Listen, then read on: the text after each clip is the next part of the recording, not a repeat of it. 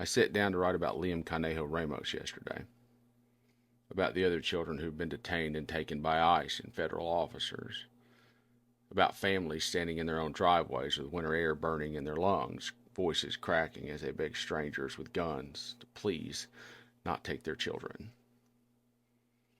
about little bodies placed in front of black SUVs like evidence instead of being wrapped up in arms, little knit hats pulled down low over their ears, and Spider-Man backpacks slung over shoulders that still believe school is the biggest danger in the world.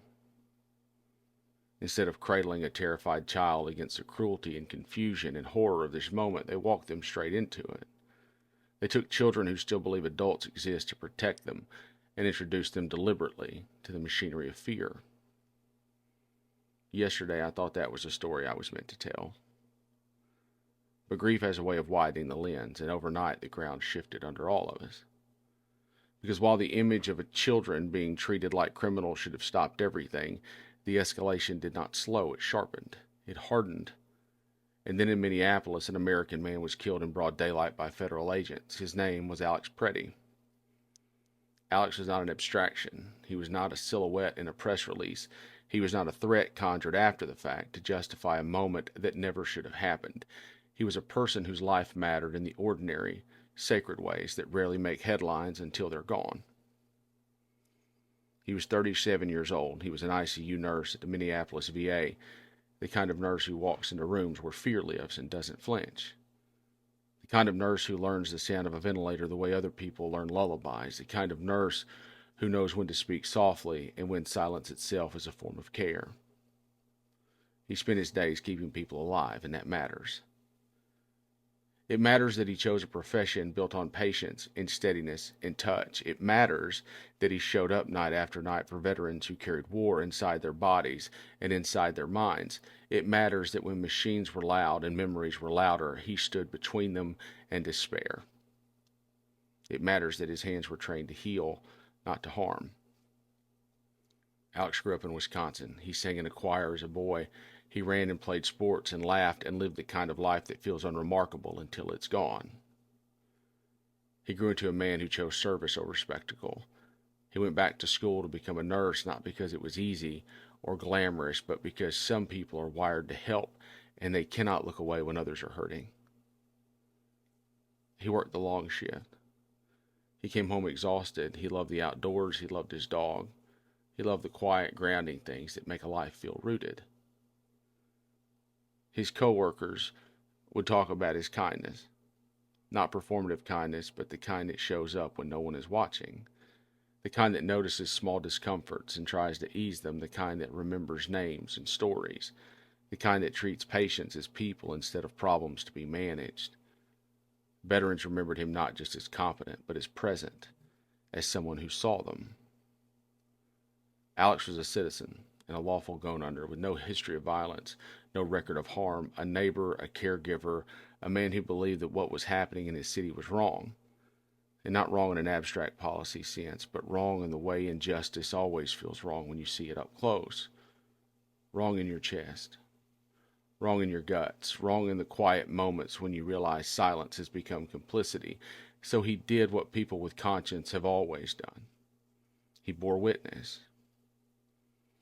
And on a cold January morning, Alex went out to document what was happening, not to provoke, not to threaten, not to posture. He went to observe, to record, to stand near people who were being shoved and sprayed and frightened. Video shows him holding a phone. Video shows him trying to help someone else. Video shows confusion and shouting and movement and fear and pepper spray. And then a man lying on the ground, and then gunfire. 10 shots in a matter of seconds. And then a body on a sidewalk. A healer killed by the state he served. Federal officials moved quickly to control the story like they always do. Words like threat and danger appeared before acts and facts had time to breathe. A narrative assembled itself with alarming speed, but the people who knew Alex knew something else. His family knew it, his friends knew it, the nurses who worked beside him knew it. A man who had spent his life running towards suffering did not suddenly become a monster because power needed an excuse. And his parents spoke with a grief so raw it stripped the varnish off every official statement. They called the story lies, sickening lies. And it is impossible to read their words without feeling the weight of a country that no longer pauses when it kills one of its own.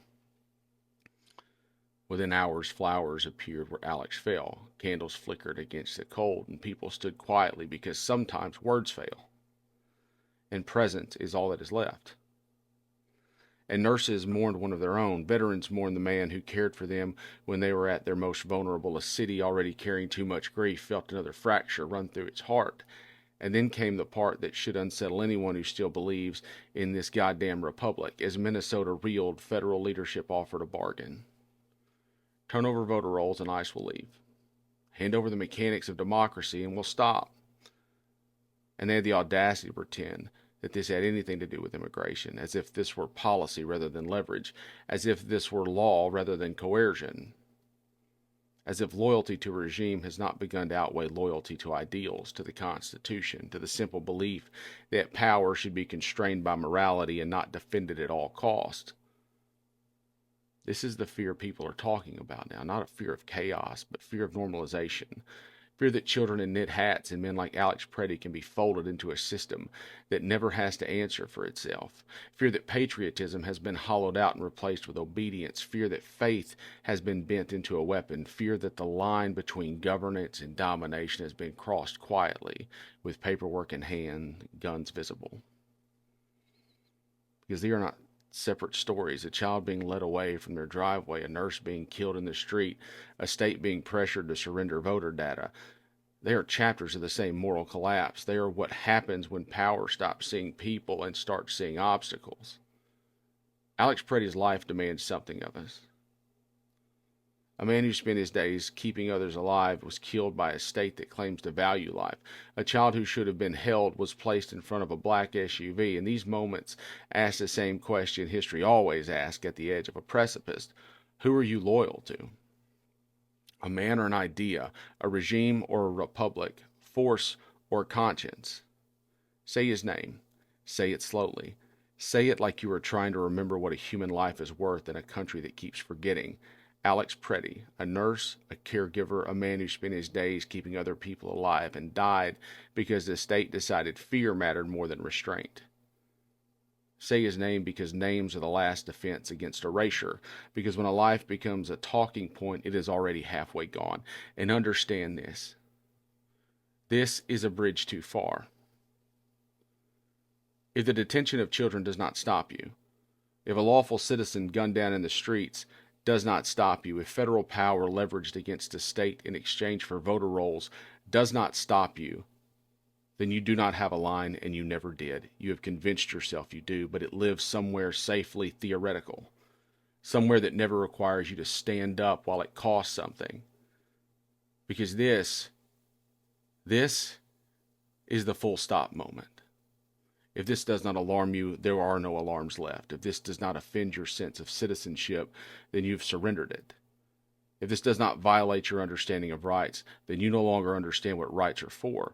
You have traded principle for comfort and called it pragmatism. You have mistaken obedience for patriotism. You have mistaken silence for wisdom. And if this is not where you say enough, then understand where you are headed. You can be dog-walked straight into the gates of hell by this administration without asking a single goddamn question. Papers in order, flags flying, talking points memorized. You will be stepped cleanly across every moral boundary as long as someone in power tells you it's necessary. You will surrender every right you claim to cherish as long as it happens to someone else first. And by the time it reaches you, there will be no language left to protest it. Because the republic does not collapse at once. It collapses when people decide that this moment is tolerable, when they decide that this life is expendable, when they decide that power should never be questioned as long as it feels familiar.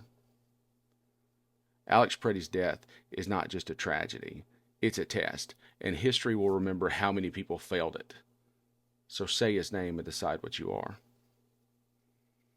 And if this is what you stand for, if this is what you defend, if this is what you excuse or cheer or wave away as necessary, then stop calling yourself a defender of the American ideal. Stop wrapping yourself in its language. Stop borrowing its symbol. You are not standing for liberty or law or the Constitution. You are standing for power unchecked and conscience abandoned.